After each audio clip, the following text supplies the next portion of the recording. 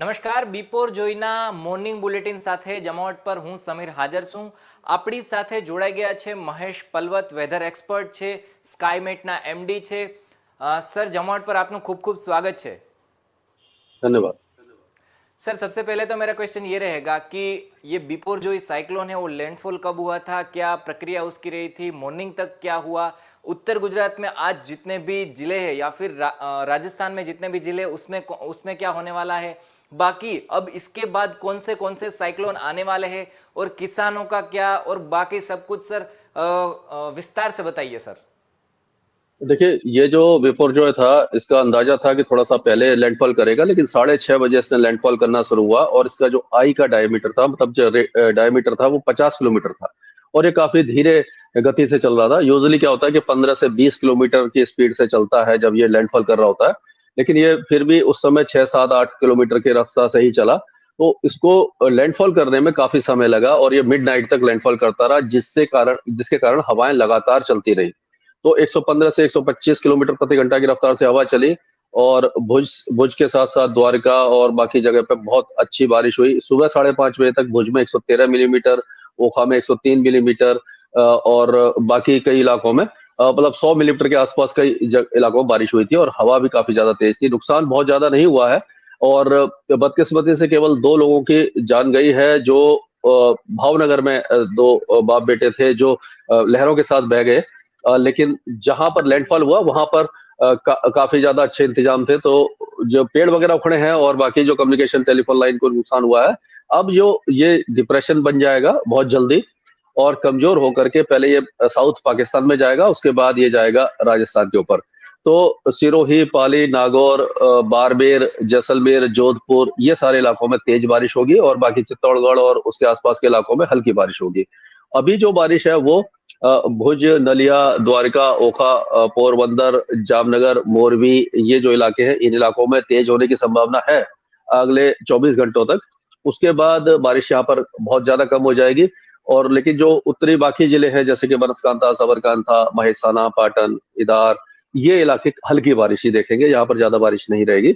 और उसी तरह से अहमदाबाद, बड़ोदरा, ये सूरत, वलसाड, डांग, पंचमहल ये जो छोटा उदयपुर वगैरह यहाँ पर भी बारिश की गतिविधियां हल्की फुल्की देखने को मिलेगी. भावनगर और अमरेली वगैरह में, राजकोट में भी लाइट टू मॉडरेट रेन रहेगी. यानी कुल मिलाकर के धीरे धीरे इसका इंटेंसिटी अब कम होने वाला है और जब ये और आगे चला जाएगा उत्तरी राजस्थान के आसपास तो कह सकते हैं कि यहाँ पर मौसम साफ हो जाएगा.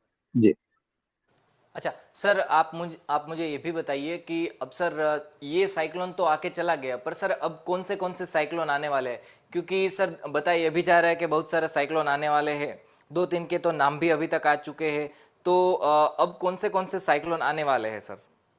देखिए, ये जो नाम है ये पहले से ही रखे जाते हैं और ये जो 8 कंट्री हैं जो अरब सागर और बंगाल की खाड़ी के आसपास हैं, आप Oman, Yemen, Saudi Arabia, Pakistan, Hindustan, Nepal, Burma और म्यांमार, श्रीलंका और जो ये है अपना बांग्लादेश है, ये सब नाम रखते हैं.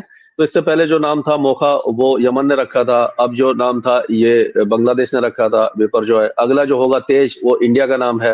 यानी ऑलरेडी नाम तो पहले से दिए गए हैं, लेकिन कब साइक्लोन बनेगा ये कहना मुश्किल होता है. तो मानसून के समय में साइक्लोन नहीं बनते. अब ये जो जून के महीने बनते हैं तो जुलाई, अगस्त और सितंबर ये 3 महीने शांत रहते हैं क्योंकि उस समय मानसून आ जाता है, सी सरफेस टेम्परेचर कम हो जाते हैं. अक्टूबर, नवंबर, दिसंबर का दूसरा स्पेल होता है, यानी 2 सीजन होते हैं, मार्च, अप्रैल, मई और जून का पहला हाफ और उसके बाद अक्टूबर, नवंबर, दिसंबर. तो तब जाकर के अब दोबारा साइक्लोन बनेगा तो अक्टूबर में ही बनेगा. इससे पहले साइक्लोन बनने की संभावना बहुत ज्यादा कम होती है और जरूरी नहीं है कि ये अरब सागर में बने, बंगाल की खाड़ी में बन सकता है. तो इतना पहले उसका अंदाजा लगाना मुश्किल होता है. नाम तो क्योंकि पहले से लिखे हुए हैं इसीलिए उसका कहीं पे भी साइक्लोन बने उसका नाम तेज ही होगा. जी अमुन हो गया और मिधली हो गया, वो सर साइक्लोन का चक्कर क्या है सर? ये जो साइक्लोन मैंने बताया ना कि जो अलग अलग देश हैं वो पहले ही नाम दे देते हैं, 13-13 नाम सब लोग दे देते हैं और उसके बाद बारी बारी से सबका नंबर आता रहता है. यमन का आया, अभी बांग्लादेश है, अगला कॉलम जो इंडिया का है. तो ऐसे आप देखेंगे तो 8 कॉलम बने हुए हैं और 13-13 नाम दिए हुए हैं. जब ये पूरे हो जाएंगे तो फिर दोबारा से नाम दिया जाएगा. जी मानसून कहाँ तक पहुंचा है ये? अभी तो मानसून गोवा से थोड़ा सा ऊपर आया है और अभी 2-3 दिनों में थोड़ा सा और ये पश्चिमी तट पर आगे बढ़ेगा, लेकिन गुजरात को अभी 10-12 दिन इंतजार करना पड़ेगा, क्योंकि इसके बाद ये मैं कहना चाहता हूँ किसान भाइयों को कि जो 2-3 दिन की बारिश है उसके बाद मौसम शुष्क हो जाएगा, गर्म रहेगा और कम से कम 10 दिनों तक बारिश नहीं है। तो उस हिसाब से आप अपना प्लानिंग कर लीजिए, क्योंकि जो फसलें हैं अभी तो बुवाई कर दी होगी कई लोगों ने कि बारिश देख करके, लेकिन आगे 10-12 दिन का आपके पास इंतजाम होना चाहिए पानी का, उसके बाद ही बारिश आएगी।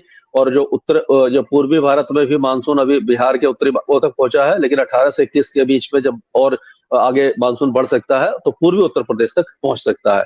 लेकिन गुजरात में, राजस्थान, मध्य प्रदेश, छत्तीसगढ़, विदर्भ, मराठवाड़ा, इन इलाकों को अभी इंतजार करना पड़ेगा। जी। अच्छा, okay okay, thank you so much sir, आप हमारे साथ जुड़े हम और हमें पूरा पूरा मानसून का बताया और जो साइक्लोन आने वाले हैं उसका भी बताया और साइक्लोन कैसा रहा ये बिपोर जो उसके बारे में बताया। सर हमारे साथ जुड़े जी। उसके लिए आपका सर खूब खूब धन्यवाद।